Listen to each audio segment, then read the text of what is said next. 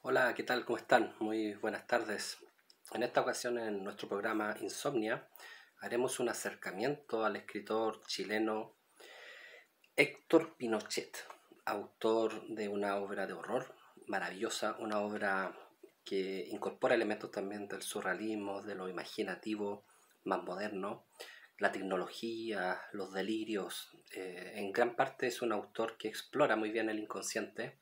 Podríamos decir que tiene una, una matriz realmente psicológica. Conviene la pena explorar su obra. Todavía sigue siendo un underground de las letras chilenas y con mayor razón de las letras universales. Sin embargo, creo que es un autor no menor, un autor que no por el desconocimiento, por el poco nombre que tenga dentro de las letras, significa que no sea un autor digno de ser conocido. Es un autor de verdad que tiene una prosa clara, que explora, como señalamos muy bien, los aspectos de la psiquis, los aspectos más oscuros.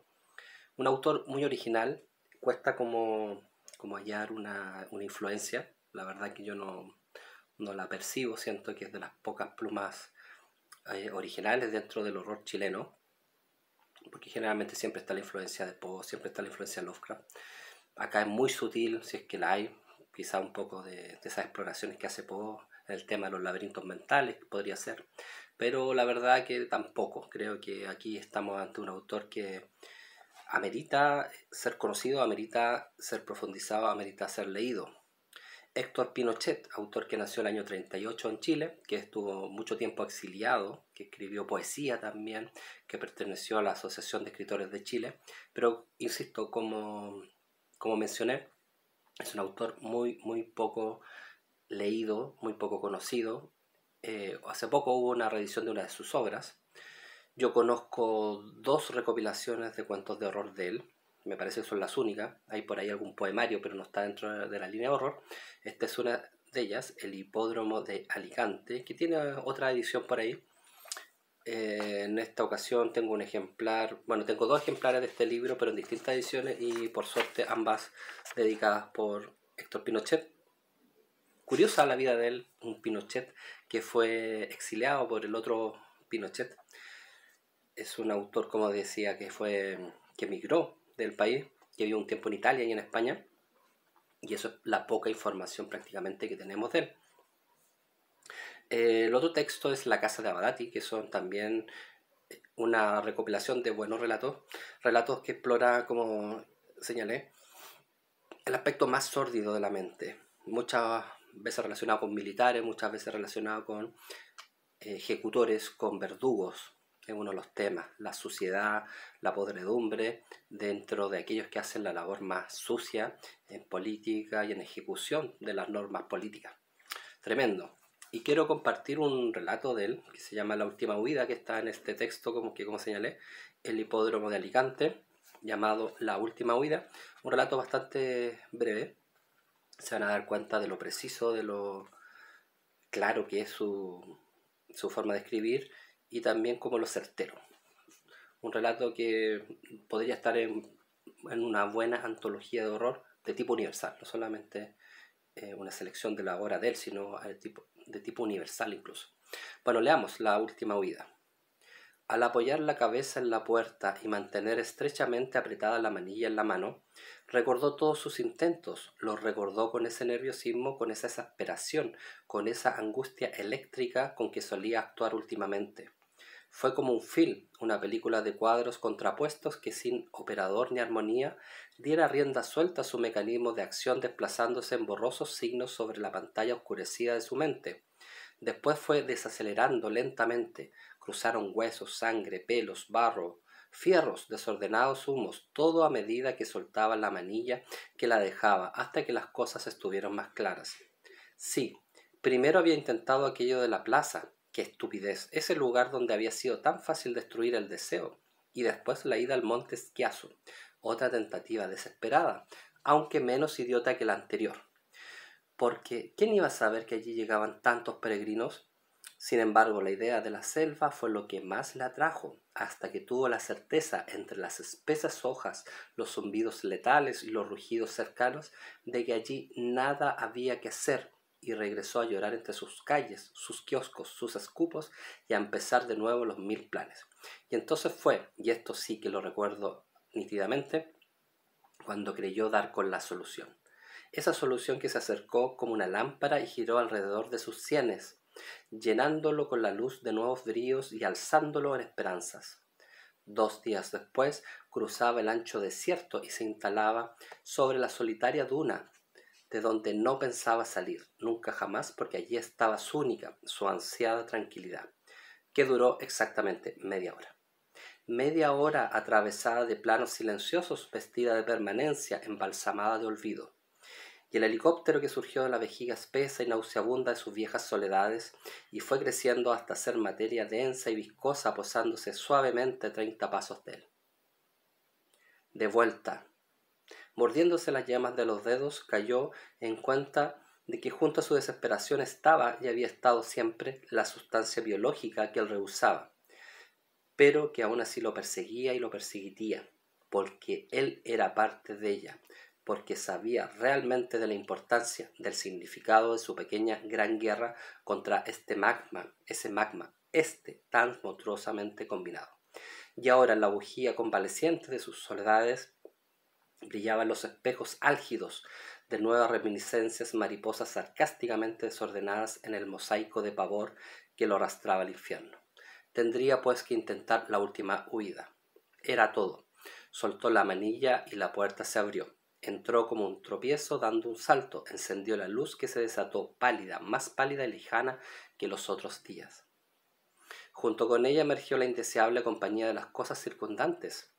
Sabía que un paso, un botón, una prenda de vestir, cualquier objeto tocado al descuido significaba despertar aquello, darle razón de ser a lo que el verdugo, gran verdugo, había decidido destruir, al menos para su tranquilidad y la de los verdugos que restan en el mundo. Pero además ahí estaba su respiración, sus zapatos, la sombra, los latidos, los grandes latidos de su cuerpo, siempre dispuestos a irse con él, pegados a sus sentimientos como lapas despiadadas. Quiso ignorarlo todo y se fue a las habitaciones, las recorrió una por una antes de llegar a la del baño. Allí se encerró con llave, pues se acordó de que hacía 2 semanas no vaciaba el cuerpo, pero no pudo, había olvidado incluso los instintos más primarios. Entonces fue cuando vio más arriba del botiquín la sombra, porque ya era una sombra, del zancudo aplastado por ella el año pasado, mientras él se rasuraba y ella discutía con los ojos con los rojos y los bichos. No cabía duda, era el mismo zancudo. El episodio se presentaba como si se desarrollara ahora. Ella lo vio y dijo, mata a ese rojo. Y él le dijo, sin interrumpir su afeitada, ahí tienes la pistola, sácala, mátalo. Y ella largó una gran carcajada, le tomó los testículos con la mano izquierda y con la otra extrajo el arma, una pistolita americana no más grande que un paquete de cigarros. Se subió a la tina y logró aplastarlo de un cachazo. «¿Viste, viejo?», le dijo, «tus bolas me dieron suerte». Sonrió con ese recuerdo, se arremangó los pantalones y se acercó a la mancha. Distinguió unos pequeños rayos oscuros como salpicaduras. Se aproximó todavía para examinarlos. Eran las patas. Desde esa posición observó los contrastes de restos y mancha y comenzó a sentir verdadera curiosidad. Para estar más cerca se subió al borde de la tina. La posición mejoró considerablemente. Pudo apreciar rasgos de las patas. Continuó acercándose. Por un momento sintió el frescor de los azulejos deteniendo su frente, pero a la vez tuvo la sensación de que aquello no significaría el límite de aproximación, de que los restos del zancudo, objeto de su curiosidad, continuarían viaje hacia él, desnudando sus presencias e invitándolo al análisis. En efecto, los vio venir, cada vez más grandes, mostrarle un mundo microscópico, alzándose hacia el macrocosmos en un desarrollo increíble de formas y vértigos. Hubo un instante en que se sintió girar, en que un profundo vacío le succionaba el cuerpo y una enorme ola lo arrastraba hacia confines ignorados. Por instinto alargó sus brazos y se aferró a aquellos gruesos filamentos que rápidamente tomaban la apariencia de retorcidas vigas, ruinas colgantes de un inmenso puente, quizás desde cuando construido. Encaramándose por el extraño ramaje, lo acometió el deseo de caminar por una de aquellas vigas, precisamente la más sinuosa que lo llevaría en suave descenso hasta las orillas de una tierra rojiza, semejante a las riberas de un antiguo lago disecado. Una vez allí, lleno de infinitas alegrías, se las echó a andar por esa superficie árida y esponjosa. Poco a poco fue dejando atrás las descomunales vigas. Ahora, a la distancia, se insinuaban como las abandonadas torres de una población jamás construida. Vagó por horas, días, meses. Cuando ya estuvo seguro de que nada ni nadie lo perseguiría, hasta allí se echó sobre aquel suelo lacre y lanzó una carcajada inmensa y final. Aquellos que vinieron por él hallaron la casa vacía. Antes de abandonarla, forzaron la cerradura del cuarto de baño. Mientras uno se miraba en el espejo y alisaba sus cabellos, bromeando entre los rayos del sol del nuevo día, el otro se sacó un zapato y aplastó el zancudo. Qué extraño, dijo, habría jurado que estaba muerto desde hacía mucho, y sin embargo se movía. Relato de Héctor Pinochet, La última huida, un relato bastante breve, prácticamente 4 páginas, que está incorporado en este texto. El hipódromo de Alicante, tremendo escritor de horror, que hoy día queremos recordar, que queremos reivindicar, un relato que está lleno de sugerencias de tipo político, sociológica, pero también de exploración, y eso quizás es lo que a mí al menos me interesa más, de los recovecos mentales, de los laberintos oscuros de la mente. Tremendo escritor, ¿cierto? Si les gustó, por supuesto que pueden encontrar otros ejemplares. Me parece que hay una reedición en LOM u otra editorial más o menos nueva. Posiblemente está en Busca Libre o Mercado Libre. Estuve revisando y hay algunos textos de él, o algunos ejemplares todavía de este texto, pero en ediciones más modernas.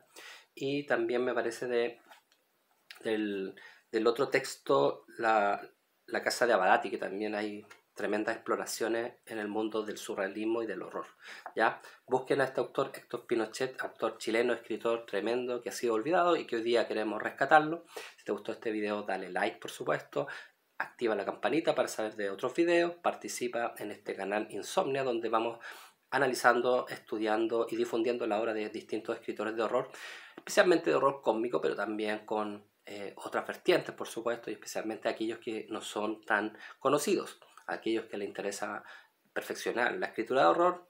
Pueden conocer también mis propios textos, La Medusa y otras ensoñaciones. Actualmente estoy trabajando en La morada del golem y otros relatos de horror, y por supuesto hago talleres literarios para aquellos que les pueda interesar este tipo de escritura, este tipo de estilo narrativo. Ya, nos vemos, que estén muy bien.